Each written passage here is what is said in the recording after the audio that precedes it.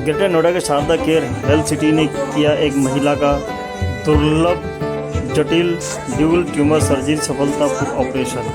मरीज के दो हिस्सों में अलग अलग जगह ट्यूमर था, 13 सेंटीमीटर और 5 सेंटीमीटर, जो सफलतापूर्व और एक सर्जरी के द्वारा निकाला गया। सर्जरी इस प्रकार की गई कि जिससे खून का दौरा भी कम पड़े। ये एक असामान्य गांठ थी जिसे समय पर पहचान लिया गया, क्योंकि महिला ने पहले भी हॉस्पिटल में दिखाया गया था। इसको वीडियो असिस्टेंट थेरोस्कोपिक सर्जरी से निकाला गया।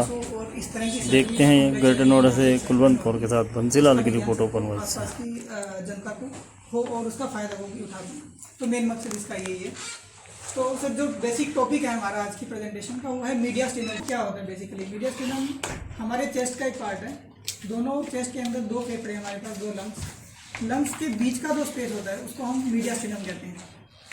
तो मीडिया स्टिनम के अंदर बहुत इंपॉर्टेंट स्ट्रक्चर्स होती हैं, जैसे कि हमारा हार्ट है। हार्ट से निकलने वाली खून की बड़ी नसें जो हार्ट से ब्लड लेके जाती हैं और जो ब्लड हार्ट की तरफ लेके आती है। हमारी फूड पाइप है। बहुत इंपॉर्टेंट नर्व्स हैं जो हमारे बहुत सारी बॉडी के पार्ट्स को कंट्रोल करती हैं। और इसके अलावा कुछ और ग्लैंड्स होती हैं, कुछ जैसे थाइमस एक ग्लैंड है हमारी नॉर्मल, जो इम्यूनिटी के लिए कंट्रीब्यूट करती है। ठीक है, तो हमारा जो पेशेंट था ये उसके पेशेंट के बारे में बताते हैं कि ये 37 ईयर फीमेल हमारे पास आई, जिनकी प्रॉब्लम थी कि नेक के अंदर एक स्वेलिंग है उनको गर्दन में। और इनकी इन्वेस्टिगेशन इन्होंने जांच करवाई तो पता लगा इनको कि एक थायराइड में गांठ बनी हुई है।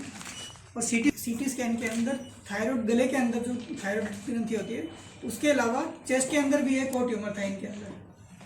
ये एक्सरे की इमेजेस हैं। एक्सरे में अगर हम देखें, मैं आपको एक बार खड़े होकर समझाता हूँ ये वाली। और ये हमारा ट्रेकिया है जो वेंट पाइप, और ये दूसरा ट्यूमर है, सॉरी अच्छा यस, ये दूसरे वाला ट्यूमर है। तो विंड पाइप के ऊपर दो कंप्रेशन आ रहे थे, दो जगह से दबाव आ रहा था सांस की नली पे। और इसके पीछे ही हमारी फूड पाइप है जो खाने वाली जो पाइप थी बहुत ज़्यादा है। तो नर्व एट्रीज जो दोनों साइड की थी, हमें दोनों तरफ की नर्व बचानी थी, वॉइस भी बचानी थी, है ना। रिस्क ऑफ न्यूमोनिया, अगर इस तरह की सर्जरी हम करते हैं, we have to go through chest, अंदर जाते हैं, लंग्स को कंप्रेस करके दबा के उसके बाद हम इस ट्यूमर को निकालते हैं। तो सर्जरी के बाद में इन्फेक्शंस होने के, न्यूमोनिया होने के रिस्क काफ़ी होते हैं। और इंट्यूबेशन मतलब जो बेहोश करने के लिए जो पाइप डालते हैं विंड पाइप में, वो भी एक नॉर्मल ट्रैक के अंदर जाना आसान है उसके लिए भी। चेस्ट पूरी चेस्ट पे पड़ता है, या तो बहुत ज्यादा बॉडी को ऑब्जर्व करता है, या तो उसको बढ़ाता है बॉडी सर थायराइड के अंदर जो है मेन 3 तरह की। थायराइड अपना जो नॉर्मल काम करने की स्पीड है, अगर उससे वो कम काम करना शुरू कर दे उसको हम हाइपोथायराइड बोलते हैं। एक वो नॉर्मल जो उसकी एक्टिविटी उससे वो ज्यादा करना शुरू कर दे उसको हम हाइपर बोलते हैं। तीसरा उसके अंदर जो इस तरह की ट्यूमर्स या गांठें आने शुरू होने लग जाएंगे। ठीक है, ये बताइए जो ट्यूमर था दोनों पार्ट थे या वो दोनों पार्ट ही अलग अलग थे सर? दोनों पार्ट अलग अलग थे। तो आपने उसकी जो जांच की रिपोर्ट है वो कितने दिन में, एक एक्सपर्ट रिपोर्ट जो क्या है आप?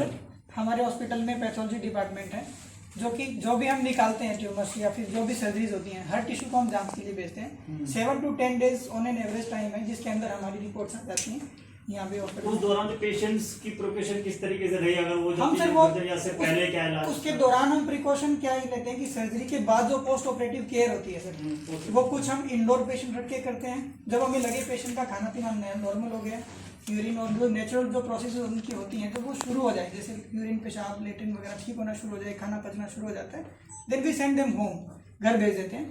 जब वो फॉलोअप पे आते हैं तब तक रिपोर्ट भी आ जाती है, स्टिचेस भी हम रिमूव कर देते हैं बाय दैट टाइम। और कोई प्रॉब्लम अगर आती है इनकेस पोस्ट ऑपरेटिव पीरियड में तो उसको हम एड्रेस कर लेते हैं। इस तरीके का जो है कि ज़्यादा नहीं, आफ्टर ओपीटी में आप एनेस्थीसिया देके you are giving a back आप लेके आ रहे हो, that was quite shockable for me as well. तो देन एक्चुअली मेरे फादर का ट्रीटमेंट चल रहा था यहाँ पर, तो मैं नॉर्मली मैं फादर को दिखाने आई थी एंड मैंने डॉक्टर हेमकांत वर्मा को सीन माई रिपोर्ट्स की, मतलब ये नॉर्मली रैंडम था, ऐसा नहीं था कि मुझे आना था या मतलब दैट वाज मतलब एक को इंसिडेंट यू कैन से।